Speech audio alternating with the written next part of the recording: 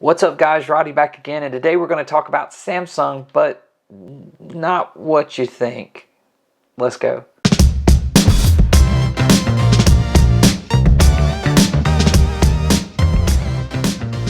So before I get started, let me say this, because I always forget, put it at the end, and most of you don't watch it to the end, but if you haven't, please help me grow my channel. Just jump down there, hit that subscribe button, hit the bell if you want to see more videos by me. This one I'm going to try to make a little bit shorter, kind of like I've talked in some other reviews. I'm going to start doing separate camera videos because I want to listen to you guys. You say that talk about the camera a lot, which I think cameras are important, but maybe not everybody cares about the cameras on their mobile device.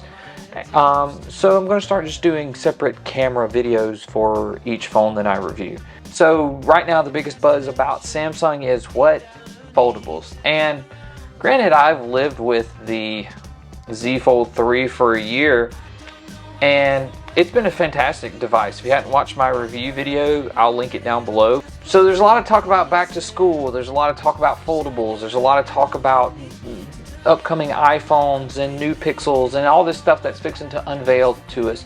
So a lot of people are thinking about getting another device, getting a new device. And I think that Samsung rolling out their S22 lineup at the beginning of the year can be good and bad. I think people kind of forget about it. They feel like these are old devices, and they're not even a year old. They're still Samsung's most bleeding technology, and we see that now that the Fold has come out and that the Flip has come out, because, well, those are just very small, minor, incremental upgrades over last year's model. I prefer this kind of smaller form factor anyway. One of my favorite phones I've ever owned was the S10e, and this guy is pretty close to being exactly what that is. 6.1 inch screen on the front. It is 120 hertz. You do have that triple camera array with a 50 megapixel main. You've got a 12 megapixel ultra wide, and then you've got that 10 megapixel zoom lens on the back for you creepers out there. So yeah, just all this in one package. You've got premium glass on the front and the back. It's got the frosted glass back. A lot of people are kind of up in the air about them changing the camera bump from kind of molding into the side rails to being a little bit more abrupt. It's a little sharper and it's not quite as smooth.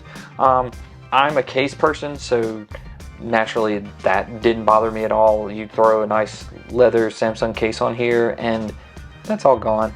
And now there's no more rocking on the table or any of that kind of stuff. I'm not crazy about, cameras being shoved over into a corner, because if you lay them down and you try to press it, it moves around. But if you put a case on it, and as shallow as this is, you never feel it, and it lays flat in your pocket or on the table. So yeah, just premium. Everything about this is it's definitely Samsung becoming more and more refined with their devices. If you hold this in the hand naked with no case on it next to an iPhone 13 Pro, which I do have one of those as well, they almost feel identical. And I know this is aluminum, and it's Samsung's, fancy aluminum, whatever they call it, but they feel so solid and so good, both of them side by side. And so with that, it's just kind of like, it's one of those things where I'm kind of like, I get the spec sheet is probably not as good as another flagship device, but to me, this is really, really good when it comes to build quality and materials. So let's talk about things that I really, really like in this. I'll give you some. Well, I only have one thing that I don't like about it. Do I recommend it, and that sort of thing. So probably the thing that I like most about really in any Samsung device that I get is the screen. This panel is fantastic, and I know, again, I'm going to start referring to spec sheets, because so many people get so hyped about spec sheets, and they try to compare devices that they've never used to the spec sheet, saying, well, this one has more brightness and nits wise versus this one. But in everyday real world usage, you are not going to be able to tell the difference between a 500 nit phone and a 700 nit phone, or a 1300 nit peak brightness versus a 1500 peak brightness. It's almost impossible. Sure, if you laid those two side by side, you might could tell us the slight difference, but when you're using this device every day, that's really tells the true story about what it's like to use this. And I can tell you without a doubt, having 5 devices in my household, this screen and this panel is fantastic. And I'll explain why I think it's so great. One, being that it is 6.1, it's not stretching all those pixels out across a larger display, so you get a smaller, sharper image because of that cluster of pixels is condensed even more. On top of that, it gets plenty bright, and I haven't really ever found any situation where I needed it to be brighter. To me, most phones nowadays they're too bright. I find myself turning brightness down on most of them. I'm not one of those people that cranks my brightness all the way up. It just kind of bothers my eye to just stare at it all the time, and I don't get people that want to run it super bright all the time. But if that's you, this phone still gets extremely bright. I find myself outside a lot nowadays because I've become a biker, and this phone is super easy to read. It's super easy to see. I've had 0 issues with it. So if you're worried about, oh, it doesn't get as bright as another device, it gets plenty bright for you to view it in any light. Out in the sun, out on a beach, near a lake, whatever it is you're doing, walking along a sidewalk, any of those sort of things, this thing is going to be extremely great to see, no matter what you're doing. I found the adaptive brightness to be really well on this device. I don't think that's something we don't talk a whole lot about. It seems to do really well. I think with each iteration of Samsung's updates, they're perfecting that more and more every day, and their panels will just get super good at being able to, optimize brightness levels and battery life. And since we're on that topic, let's talk a little bit about battery, because yes, it's a smaller device, and that's one of the compromises that you kind of get is a smaller device means you can get a smaller battery in it. You can't get this big massive battery in it. For the most part, general usage, I have had 0 issues out of this, and I'll go as far as to say that between this and my Z Fold 3, the battery life on this is way better than this. I don't have to use really any battery saving tricks or tips or any of that kind of stuff. I can just kind of just leave this on, let it run how it runs. I do have it at adaptive brightness, so I can utilize that 120 hertz. The battery life on this is better than this, unless I use my battery saving tricks, and then I can get a lot of battery out of that. But that's not running at 120 hertz. That's running mostly at 60 hertz most of the time, unless I switch it. But this one, I'm running 120 hertz. I'm using it, pretty much full blast, except for running max brightness, because to me it's just too bright. That's just a preference. But everything is smooth. All these people that kind of complain, that you might hear say, Samsung's One UI is not smooth, animations are choppy, that sort of thing. I've had 0 issues with that now in the last few months that I've had this device. Everything seems real smooth, real crisp, real clear. I've been able to just customize this to the end. It has no problem, opening and closing widgets. Everything seems to work really well. I don't see any of the complaints that anyone talks about it not being smooth, it not being snappy, it not being responsive. I really haven't had any of those issues. I will go as far as to say a lot of people complain about Twitter for Android. Having 3 Android devices in-house, I've never had that problem with anything but one device, and that was on the Fold as well. Twitter for Android has worked great on this, and I deleted it and then reinstalled it on the Fold, and now it works fine. So stuff like that happens. It's not a big deal, but as far as everything else goes on this display, it's been great. So with that being said, this is probably the best panel that I've had on a device, on a mobile device in years. I just can't rave about it enough. Battery life has been fine. It's been completely okay. I would say this is probably not a 2-day device. If you're someone that you can't charge your phone every single day, you can use those battery saving tips. I would say, like, if you know, hey, I'm not going to be able to charge my phone tonight when I go to bed, or you get stuck at an airport and you don't have a charger, I'd go ahead and turn this thing on battery save mode, and it'll probably extend over into the next day. And then Samsung's got some even more aggressive settings in here that if you just need it to just stay alive, it can. But I think you could force this into a 2-day phone, but you're not going to be able to use max settings to get you 2 days. It's just, the battery's just not big enough for it.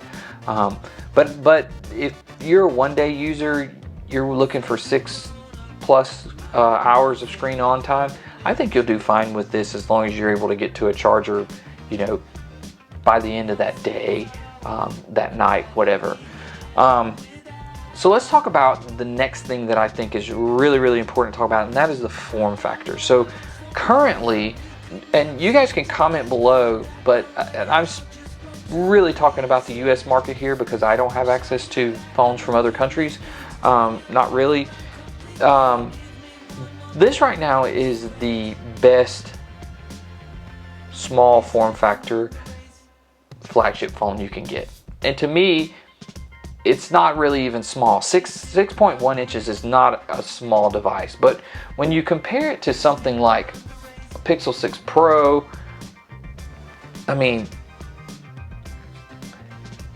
it looks small. It can look small, but really and truthfully, it's not. 6-inch phone is a really great size, and that's why I got the 13 Pro. I like that smaller form factor, but just the chunkiness of the iPhone is nowhere near as nice to hold as this. So when you combine, you know, the best screen I think that's out there right now with a full camera, pro level camera arrays, and it is pro level cameras. It might not be the ultra cameras that you get on the S22 Ultra, but this is as good, if not in some cases, to me, off my preference, again, better than an iPhone. To get 3 camera arrays on a Pixel, you got to get the Pro, and these lenses technically are better than the ones that are on the Fold, and the new Z Fold 4 is just now getting a similar camera array, and the Flip doesn't even have it. So it's really, really hard to find something this small, this good, this lightweight, this premium, with decent battery, the full package. And this at launch was $799. That's $800. That's less than anything from Apple that you get with all of this on there. When you're comparing, you get 3 cameras, you get 120 hertz refresh rate. You know, there's some things that you sacrifice on their lower level. There's things you sacrifice getting a Pixel 6 or a 6A, and even with something like the Flip, I mean, that's $1,000, and you're still losing out on a full camera array and things like that. So I would say, pound for pound, buck for buck, this is probably the best buy right now in the middle of, well, we're at past the middle, in late 2022. And this you can get pretty cheap right now with the crazy, insane deals that Samsung has on their trade-in, most carriers have on their trade-in. I think Samsung's actually offering, like, you can get an S22 128 gig for free with trade-in. Now that varies on what you're trading in, but I think if you've got a fairly, you know, 2-year-old phone or newer, you probably can pick one of these up for free.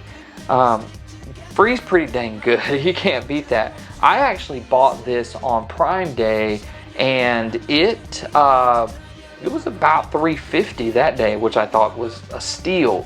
No trade-in, no nothing. It was just discounted. I was like, oh no, getting that. It might have been $400, but even still, it was extremely, extremely cheap, and it has been a super solid device. Just everything's been buttery smooth. I have had very few issues where it has gotten warm, not overheated, not got super hot. where I could tell it got a little warm. That's typically when I'm pushing the cameras really, really hard. That's the only time I've noticed that. And then since this most recent update, the camera system has gotten a lot better. So I would say if I were going to buy something right now, and I didn't want to wait to see what Pixel 7 looks like, I didn't want an iPhone 14, any of that stuff, I would recommend this. And I will go as far as to say that even after those devices come out, this is still going to be a better deal. Right now, if you need a new phone, if you're looking for just the best phone money can buy, but you want the most phone for the least amount of money, S22 all day. I recommend it 100%. In 2022, best form factor goes to this. One of the best looking phones, I'm not gonna say the best looking phone, but one of the best looking phones that's out there. One of the best camera systems you can get out there. One of the best screens that you can get out there. You don't want to spend $1,000 on a phone? S22 all day long.